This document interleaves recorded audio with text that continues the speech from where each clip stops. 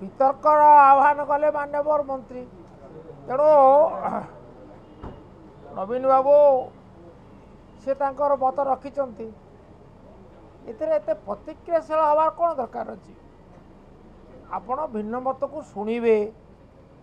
आपण आपण मत देवे आउ जो माने भिन्न मतावलंबी से माने भूल कहते आउ जोटा आमे कहवा ता ठीक अच्छे ये धारणा तो ठीक नुहे। श्रीयुक्त मिश्र जड़े अभिज्ञ राजनेता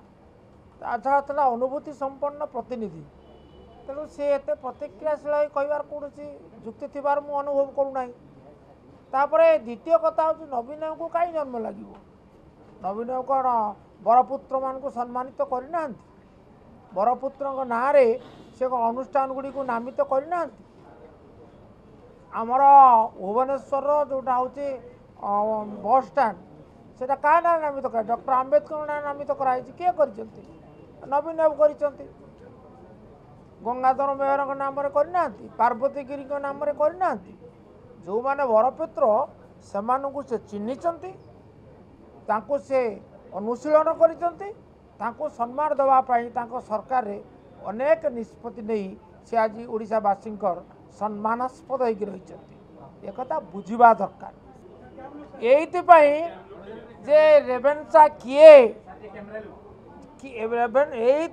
बीजेडी दरद ये बुद्धिजीवी मानकर दरद ये चिंताशील व्यक्ति मानकर दरद ये छात्र छात्र महल रे दरद जे सेमाने अध्ययन करिसंती एवं रेवेन्सा किए ताकू बुझिसंती आ ताकू बुझाइबारे साहाय्य करिसंती किए व्यास कवि फकीर मोहन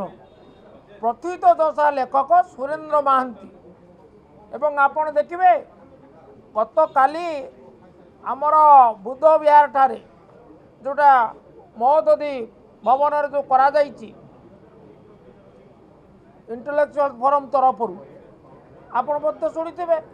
जो माने रेवेन्सा को बुझी नांती इतिहास पढ़ी नांती जो माने एकदेशदर्शी तांकोटू कौन आशा करा जाए ना पढ़ंतु मोर तांको परामर्श से ओडिशार इतिहास पढ़ंतु उत्कल दर्पण रे कौन लिखिंट फकीर मोहन पढ़ंतु सुरेंद्र महांती मंतव्य पढ़ंतु आपण इतिहास पढ़ंतु जे ओडिया भाषा रे कथा कहवा को भल पाए जहाँ को जो एकाधिक अनुष्ठान संभव एवं तांको नाम से नामित करना सी गला परे तांको नाम रे महाराजा कृष्णचंद्र गजपति परामर्श क्रमे सुपारिश क्रमे रेवेन्सा महाविद्यालय नामित होती तापर आउ गोटे कथा सी न रहंता किए कौन न रहंता जो माने एक कथा कहते से माने केवल आक्रोश रखी कहते एवं तार अज्ञातर विज्ञापन अज्ञतार विज्ञापन बाढ़ुंट मु आपको तीनोटी कथा कहि आमर तत्कालीन 1866-67 मसीह प्रकाशित जोड़े इंग्राजी खबर कागज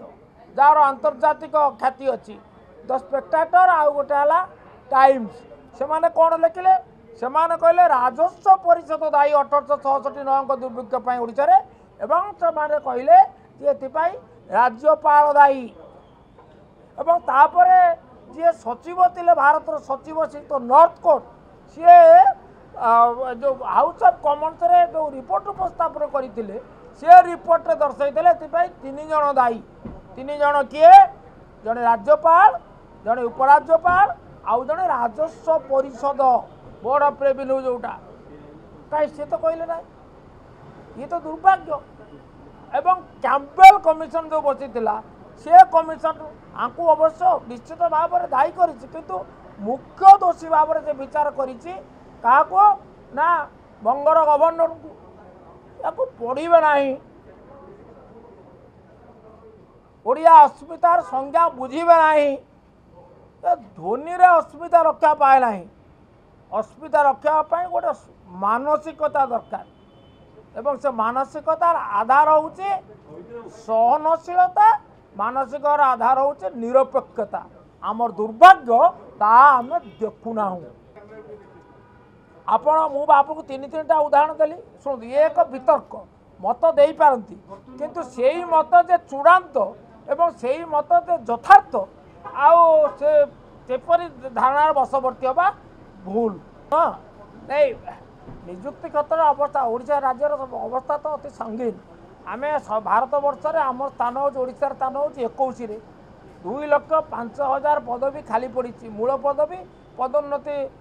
ପୂରଣ ହେଉଥିବା ପଦବୀ ତେଣୁ ସେଟା ପୂରଣ କରିବା ପାଇଁ ସରକାରଙ୍କର ଆଭିମୁଖ୍ୟ ଆମେ ଦେଖିଲୁ ସରକାର 1.5 ଲକ୍ଷ ପଦବୀ ପୂରଣ କରିବା ପାଇଁ କହୁଛନ୍ତି କିନ୍ତୁ 1.5 ଲକ୍ଷ ପଦବୀ ଯଦି ପୂରଣ ହୁଏ ତାହେଲେ ମୂଳ ପଦବୀ ତ ଆହୁରି ଖାଲି ରହିଲା ଆଉ ଇତିମଧ୍ୟରେ ଆଗାମୀ ଏବଂ 5 ବର୍ଷରେ ପୂରଣ ହେବ ଆଉ ଏ 5 ବର୍ଷ ଯେଉଁ ନୂଆ ପଦବୀ ସୃଷ୍ଟି ହେବ ତା ପାଇଁ ଯୋଜନା କାହିଁ